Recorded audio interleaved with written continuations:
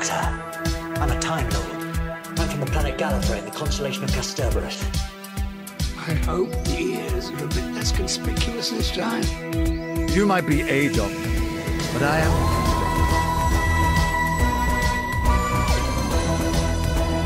I'm a doctor, but probably not the one you expect. Absolutely fantastic. All of time and space, everything that ever happened or ever will.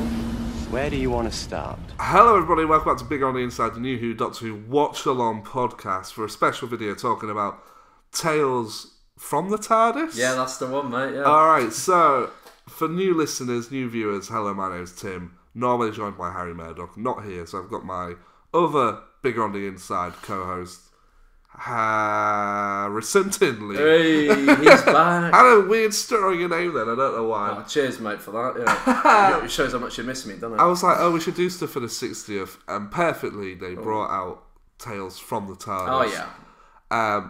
Why don't you try and explain what it is? Oh, my God. I was hoping you weren't going to ask me this, mate, to be honest with you, because I watched all of them, and I think even afterwards I was like, so what is the concept here? It's a memory TARDIS? So I suppose the idea of the purpose of the show, isn't it, is to make people want to watch classic Doctor Who. Yeah, it's a good segue into it, and I guess it's got a lot of appeal for older fans on it to give some more extra content. Yeah, I suppose for older fans, you're seeing past Doctors and past characters return, whereas for new audiences, and to be fair, I'm 25, and there's some classic Who where I'm like, I really don't want to watch that just because I can't be bothered and it looks black a bit and white, dodgy or whatnot. Yeah, it's sad that it's like that, but some of the things that we're going to talk about did make me actually want to go and watch. Oh yeah, okay. And I think a lot of that is the fact that so you click on it and it'll be like Tales from the TARDIS, Earth Shock, an hour and 50 minutes. They've put all of them into one, and it's basically like a big movie. It's a lot easier, isn't it? Where it's bookended by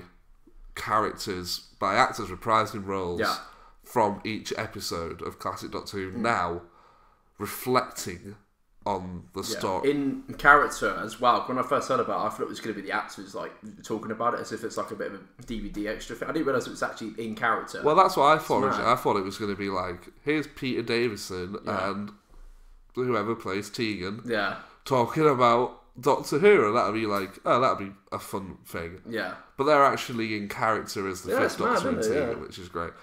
I don't want to talk about them all because there's a lot. Just do like a general summary. And there's ones where I don't really know, where I've heard, I know Fraser Hines as Jamie. Yeah. And Zoe. but I don't know Zoe that well. No. I did like the little mention in the second Doctor one with Fraser Hines that they mention when they cut back to it at the end. They go, and you had a different face. Yeah. Because halfway. Baker. What? Yeah. Why are you saying Colin Baker? Because two Doctors. Jamie met the Sixth Doctor. No, that's not what that's referring to. Oh, is that the one he's not talking about? No, they're referring to the fact that halfway through that classic episode of Doctor Who, Jamie suddenly is played by a different actor. Oh, I see. Oh, right. I thought you meant the Doctor. Sorry, my bad. No, sorry. Yeah, suddenly played by a different actor because Fraser Hines got chicken pox after filming the first part of the story. Which one in particular stood out to you? I think I know what you're going to say. Honestly, no, it isn't actually the one you think I'm going to say. Honestly, it's the one with Colin Baker. Right, okay. Nicola Bryant. I enjoyed it a lot because it was interesting to see Colin is so warm and friendly as a Doctor when he's not. Well, I liked his costume. No, I really liked his costume. It was a bit I don't know, Father Christmas energy. I got from him. It was deep voice and hugging embrace. It was just really nice to see him. It was much more like Colin. Yeah, no, it was more him, and it was awesome to see him in the hands of another writer in live action. Besides him having 4 lines in Power of the Doctor. Do you know what I mean? Yeah. It was just really nice to see him and Perry have a nice dynamic on screen. Because I'll be honest. If you watch Colin Zero, it's not the healthiest relationship. Have you watched that BBC 4 documentary that went out last night?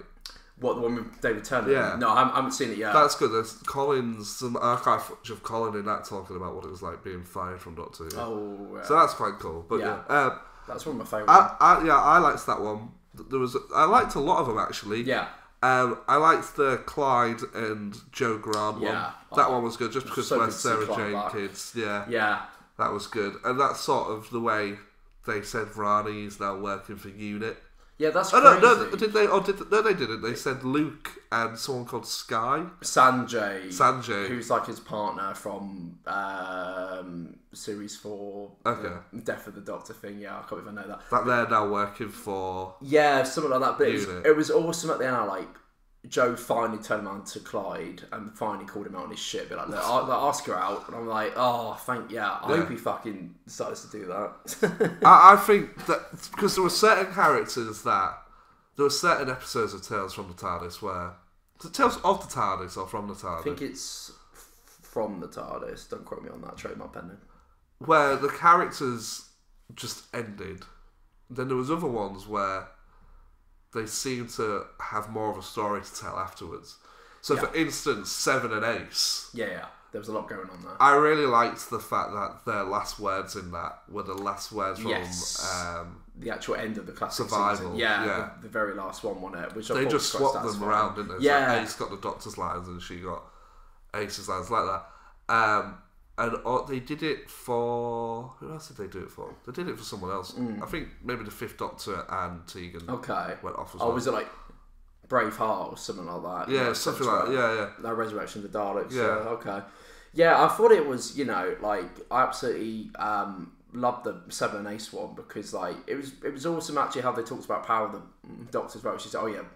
Like someone saw you. Yeah, because as I was watching this, I was wondering, is this in canon? Like, how is this gonna? Yeah, but obviously it is. I guess it's after that, and I thought it was awesome because like Seven, as everyone's aware, he's pretty manipulative, if not a really cool incarnation of the Doctor. But I like he actually kind of apologised to Ace and said, yeah, like at times I was a bit dark and a bit twisted. Yeah, sorry about that. And I thought that was quite cool because if you watch Curse of Fenric, he really screws her over, but it's the whole point, to beat the villain. But yeah, it was like, I like as well how like some of them end being like, oh, okay, look, we can have more adventures, and they go off into the TARDIS or into the sunset, if it is the actual TARDIS or a memory I really don't know how it works still, mate. No idea. I don't really know I thought I made notes on it, but I can't find it in my notes. Yeah. No idea. I think it's a TARDIS that exists or is powered through its own memories. Yeah. So there's loads of loops. So like the way I thought it originally was a TARDIS that exists or is kept alive by people telling its stories. Yeah. But then how do they because that's how they explain the Doctor's looking older. Is like, this is just from your memory, I think. Or from like time streams, I think. Something like because the Seventh Doctor's like, in some timelines I regenerate, in others I don't. So I don't friggin' exposition to give away why the actors look old, which happens in I wish they maybe built on that a little bit. Because I also like the fact that in some episodes the characters have to re-explain it again. So I was like, we have to go through this every 5 minutes. But then, like Clyde and Joe just arrive and they're like... Just turn up and just literally spawn in a room, have a chat in an armchair, say some nice exposition to each other, and then go away. There's a lot of Easter eggs in that set. There's quite... I actually think it's a beautiful set, to be fair. I think it's a great set. I just don't understand it at all. I understand... Yeah. It's a very small budget thing that's been received very well. Yeah. I sort of thought... Sometimes when I was watching it, I was like, oh, that's a bit... shaky or something like that. Okay. Like the way like the chairs appear.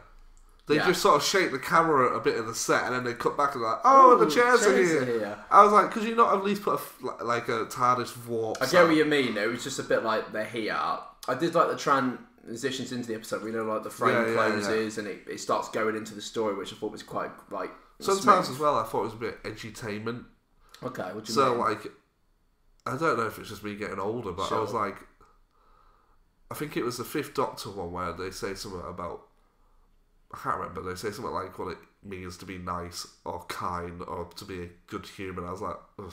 And I was like, it's a bit kissing the Doctor's ass. But we're like, and you're the best person. There was quite a lot of that in all of them. Being like, oh yeah, like this is the meaning of life. And I felt like after like the 6th time I saw it, I was like, okay, I'm aware that each companion is close to the Doctor or whatnot. Maybe if we'd actually watched the classic episode within it, you would have felt potentially. Yeah, you'd have a lot more of a connection to it. But no, I thought it was heartfelt. But they're probably going to do a batch more. I would have thought. I'd be surprised if they can totally see it all happening. It seems quite easy to put together.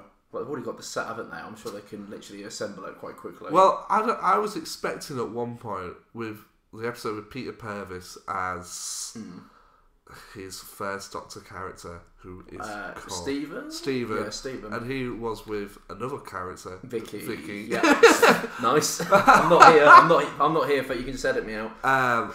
And they were really going on about wanting to see the first Doctor again. Yeah, for like a good 4 minutes. Yeah, they were like, we can really try. And then they put like that. Do you think that was William Hartnell's laugh at the end? Probably. It sounded a bit... It didn't sound like David Bradley's. It didn't. But I was thinking they might have put David Bradley in there. Yeah, what, as like a proper cameo or something? Yeah. I don't know. And I think I would have quite liked to have seen that, because that would have been quite nice. Yeah, rather than just hear a laugh off screen. Because I feel like David Bradley's version of the first Doctor has sort of been... I don't know anybody who hasn't accepted it. Yeah, fairs. Do you know what I mean? Yeah. I feel like people... Like, he was in Power of the Doctor alongside the lineup of classic Doctors. He easily slots into that gap now. Yeah. So I personally wouldn't have had a problem with David Bradley popping up and interacting with actual actors who played his classic companion. Interesting, yeah. I mean, they did it with William Hurtle, or William Hurdle, or whatever he's called in the Five Doctors. Yes, yeah, they did, didn't they? Carol Ann Ford running around with someone who doesn't look... Literally, I feel like everyone gives a lot slack to David Bradley, but no one ever talks about, the guy from Five Doctors. Yeah. So I was like, it so I would have really would have liked to see that, and I hope maybe if they do a second series, they're more open to that. Hey, that'd be cool. In a second series, I'm going to say David Bradley and Carol Ann Ford. Oh, okay. That would be interesting to say the least. Could it be I feel like it's needed for those on the fence about David Bradley still to see him side by side. But I don't know if I'd rather have that in the main show. Do you know what I mean? Yeah, I suppose if they don't. Yeah, but I think either way would be great. But that would be something quite special. Is there anyone you would like to see return from classic era? I think you know what I'm going to say, don't you? I'd love to see Paul McGann, obviously. Remember that one adventure I had? Talking about the movie with he's talking to no one. Talks to Grace. Talk to Grace. Yeah. Or the master's helper, that little kid on the bike. I don't know. I feel like as well. I mean, obviously, it would have been great to have with Patrick Troughton and John Pertwee. But I don't feel, but obviously, Tom Baker, I think is. Who would you line him up with? 'Cause it wouldn't be Sarah Jane. No. Louise Jameson. Yeah. I don't know. Potentially. I don't know. K9. Oh yeah, but Tom Baker hated K9, didn't he? Obviously, he hated K9. That'd be hilarious. I'm trying to think who else could really. I mean, I don't know, because it doesn't have to be Doctor and Companion, doesn't it? As you saw by companion. Joe and Clyde. Yeah. I don't know. I think because Bonnie Langford's already returning. As we know in the show, but I think it'd be nice to see her. Do you think in 20, 30 years' time, we'll be sat watching BBC iPlayer and it'll be like, oh, look, it's Billy Piper and the guy who played Jake from... Or Adam or something. It's Jake from Army of Steel. And Pete Tyler. We're like, oh my god! How the start? I can totally see that opted to happen. I know it's the classic series at the moment, but I'm sure they'll open up the door to the modern series at some point if it starts to get wow. I could totally see it happening. It's some what's her name who played Margaret Slevine? Have her with someone I don't know. But yeah, I could totally see it happening. But I don't know if you know the viewing figures for it, but I presume it's doing quite well. I think it's done alright. I think it's had a good response and it was fairly cheap to make. Yeah, it was quite easy to do, and it's I think everyone wins here. It's an introduction for new fans. It's fan service for old fans. It's just what I mean. I'd love to direct something like that. I bet that's really fun to be nice and chill. Yeah, and sort of go, at least I had my mark on that. Yeah. No, it's nice, isn't it? But I'd be interested to see if they are to do a season 2 and it's even what episode they would choose, because I presume they choose the episodes around who they're able to get on the show, or the guest stars, obviously. Yeah. Because we don't want the 5th Doctor and teasing on about a Sylvester McCoy episode. I'd be like, oh yeah, I was totally there for that. Yeah. No, I'd be comfortable with someone like David Bradley appearing in it. That would be talking cool, about First Doctor adventures. It'd be cool if they did. I wonder if there's any talk of putting some Big Finish on. I was literally about to ask you about that. That would be a dream come true. If it was on iPlayer, that would just be crazy. I don't think they could put them all on, but maybe like one from each Doctor. You get someone, like Paul McGann and India Fisher in. That would just be amazing. I mean, I know there's a lot of Paul McGann and Sheridan Smith. That would be, oh my god, that'd be so cool. Yeah, Aiton Lucy would be amazing. But like, because I think there's quite a lot of that as it is on like the audio box set as well. If you're paying £40 for a box set, you hope to get some extras, don't you? Because my god, it's steep. So I don't know if audio would do. Yeah, cause, I mean, it's interesting because obviously on the Whoniverse, they've got things on there like, was it like Dream Crest or something in Dreamland, Infinity Quest. Yeah, so they've got kind of a bit of all sorts of Doctor Who they're starting to brand out into. So I wouldn't be surprised if they were to do Big Finish or they have something dedicated to that on there. I mean, it is 60 years of Doctor Who. I'm sure if they were going to opt to do it, now is the time to do it. Like. I wouldn't really see any other time, only if it's like an anniversary for Big Finish or something. But you can just image like, I think you went back to me the other day, like having like Christopher Eccleston on there or something like that. That'd be absolutely mad. Or David Tennant on there again. Like, oh, he's here again. It's like shocker. I think I heard someone saying online it'd be cool to get even like if they did monasteries, just like Amy and Rory and like Arthur Darvill, Karen Gillinan just for an episode. I don't know. I mean, I think the possibilities are endless. It can be anyone who has an encounter. I do think it works better for classic Doctor Who though, because you had that episode structure where it's 3 episodes as one story. Oh yeah, it's a lot easier to watch, isn't it? Because I just image going back onto BritBox. It's like part 1, part 2, part 3, part 4, part 5, part. It's like, oh god, can we just have it in like one format, please? My god. Make sure you subscribe to the official Bigger on the Inside podcast.